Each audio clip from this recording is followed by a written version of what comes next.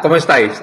Veréis, termina el año, hace apenas nada, y hay millones de españoles creyendo aún que el bulo del culo de Malasaña existió, que a un tal Samuel lo asesinó la ultraderecha, o que Juana Rivas fue a la cárcel por proteger a sus hijos, que ni los protegía, ni fue una cárcel, sino un centro de internamiento por secuestrar a sus propios hijos, como dictaminaron 12 jueces distintos. Termina el año 2021 y mientras se recuerdan en televisión y en los grandes medios a criminales muertos o se homenajea a etarras liberados, ningún medio recuerda a José Manuel Lomas Espadas, el anciano de 77 años que cumplió esta misma semana 5 meses en prisión por defender su vida y la de su anciana esposa en su propia casa de un ladrón inmigrante violento con antecedentes violentos y que asaltó su casa de madrugada y armado con una motosierra.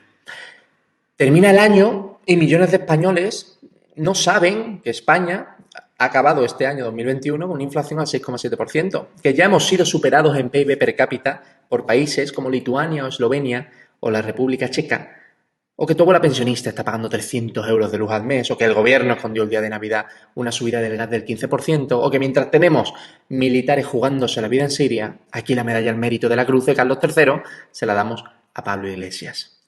Termina el año y millones de españoles ignoran cientos de noticias ocultadas sistemáticamente por la mafia mediática. O comparaciones odiosas. Los millones de españoles que no saben que el menú navideño de los presos de las cárceles españolas es marisco, cordero y solomillo y que el menú navideño de los funcionarios de esas mismas prisiones es un sándwich de jamón york y queso y un refresco.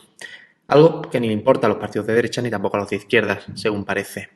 Termina el año y, por ejemplo, los españoles no sabemos cuánto cobra Pepe Álvarez, el líder de UGT, que lleva 43 años sin trabajar porque está liberado desde los 22 años y tiene 65. Y si intentas conocer su salario, pues no aparece en la web, porque ocultan el sueldo de la cúpula del sindicato, aunque este sindicato reciba millones en subvenciones y le estés pagando tú, y UGT en particular haya sido condenado por fraude en subvenciones o haya disparado un 240% las ayudas recibidas del gobierno en 2021 pese a esas condenas.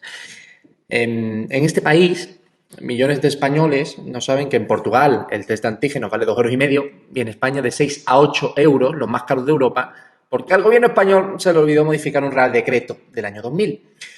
No saben millones de españoles que de sus impuestos van 1.500 millones para financiar televisiones públicas, 807 millones para sobresueldos, que ellos llaman gratificaciones, 523 millones para que reparte Irene Montero, 112 millones para publicidad institucional, 40 millones para financiar películas progresistas, 53 millones para Plus Ultra, 60 millones para asesores, 110 millones para Marruecos, 14 millones para sindicatos, etcétera, etcétera, etcétera.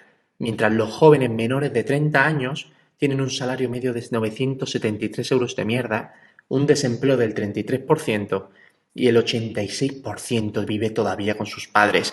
Amigos míos, el Estado no somos todos, ni una parte tampoco. El Estado es una estructura burocrática de expolio fiscal que concentra el monopolio de la violencia física. No somos nosotros, es una estructura ajena a nosotros que nos domina.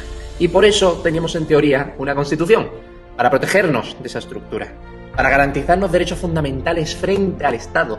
Los derechos son para defendernos de esa estructura. Y es tan peligrosa esa estructura que hasta la dividimos en 3: ejecutiva, legislativa y judicial.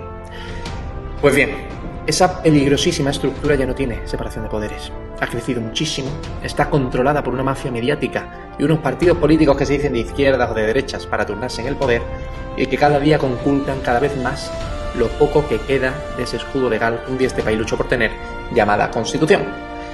Y hoy en 2022 nos organizamos como sociedad civil, más allá de partidos e ideologías, y luchamos para defendernos frente a ese Estado o esa mafia mediática, esos partidos políticos y esa estructura que nos esclaviza terminarán con la poca prosperidad que nos pueda quedar. Es hora de acabar con la mafia mediática y que en 2022, en diciembre de 2022, podamos decir que acabamos el año sin tantos millones de españoles ajenos a la realidad. Es hora de luchar por la libertad. Un feliz año nuevo a todos.